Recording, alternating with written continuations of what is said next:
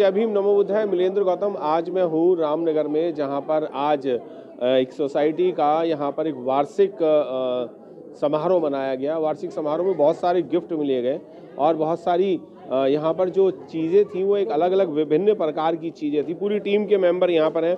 मैं नाम भी उन्हीं से ही जानना चाहूँगा कि आखिर उनकी सोसाइटी का क्या नाम है।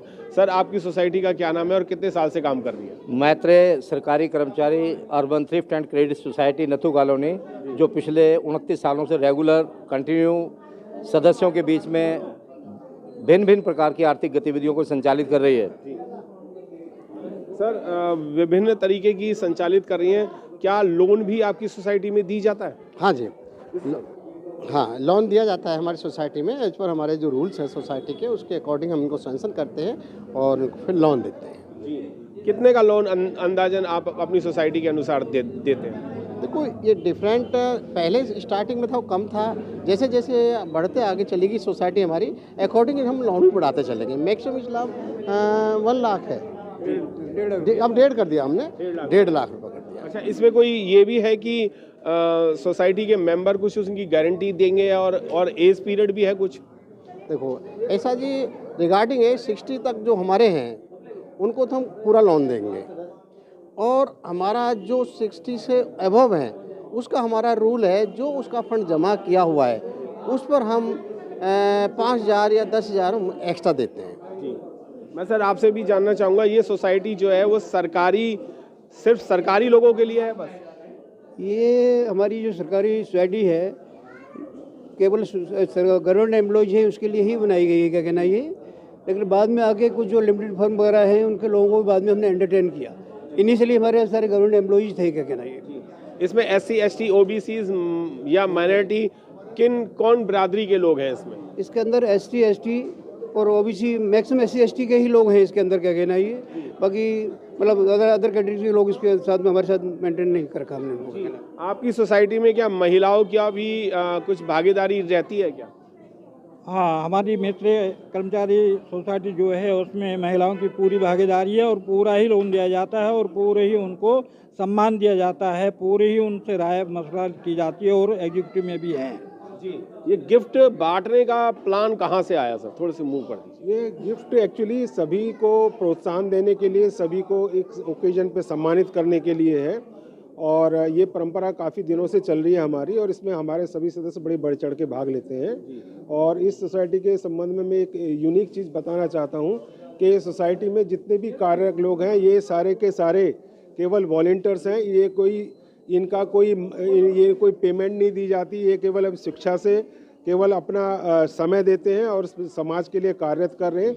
इसमें समाज के जरिए बच्चों के लिए, महिलाओं के लिए और समाज को आर्थिक उत्थान करने हेतु इस सोसाइटी का सृजन आज से लगभग 30 साल पहले किया गया था, और ये निरंतर आगे बढ़ती जा रही है। और आज एक हम काफ़ी बड़ी जो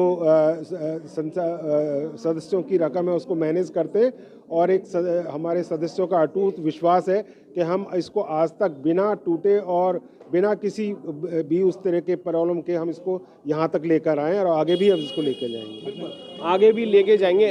अनिल जी, आपसे भी एक जानना चाहूँगा कि बहुत सारी सोसाइटियाँ बैंक में कन्वर्ट हो गई हैं, आपकी सोसाइटी कब बैंक में कन्वर्ट हो रही है?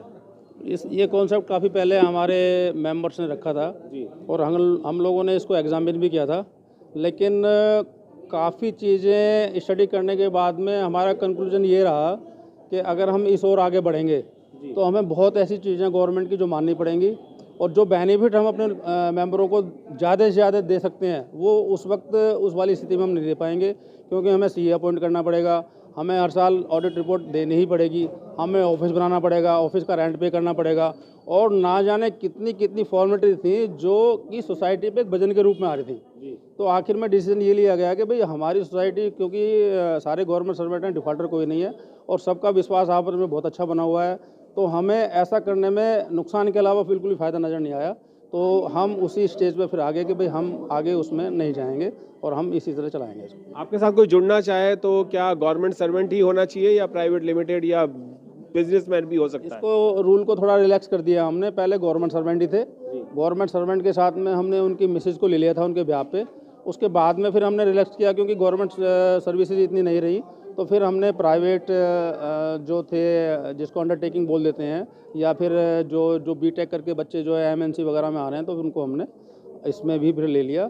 तो थोड़ा हमने नियम को रिलैक्स करके अपनी सोसाइटी को बढ़ाने का काम किया। जी दोस्तों, मैं बताऊंगा दी मैत्री सोसाइटी जो है वो सभी लोगों के लिए काम कर रही है। पहले सरकारी नौकरी के लोग थे, अब प्राइवेट और बिजनेसमैन या बीटेक किए हुए लोग जो हैं, जो एमबीए किए हुए हैं और प्राइवेट सर्विस में अपना दमखम दिखा रहे हैं, वो भी इस सोसाइटी से जुड़ सकते हैं। और इस सोसाइटी से जुड़ने में हम सभी को ही फ़ायदा है।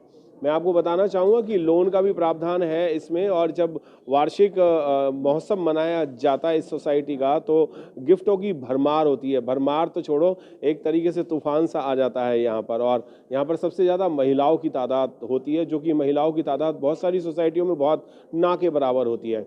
इसकी विशेषता यही है कि सोसाइटी को 30 साल लगभग हो चुके हैं और 30 साल में कोई भी डिफ़ॉल्टर अभी तक नहीं है। जय भीम, नमो बुद्धाय। मिलेंद्र गौतम, रामनगर, दिल्ली से।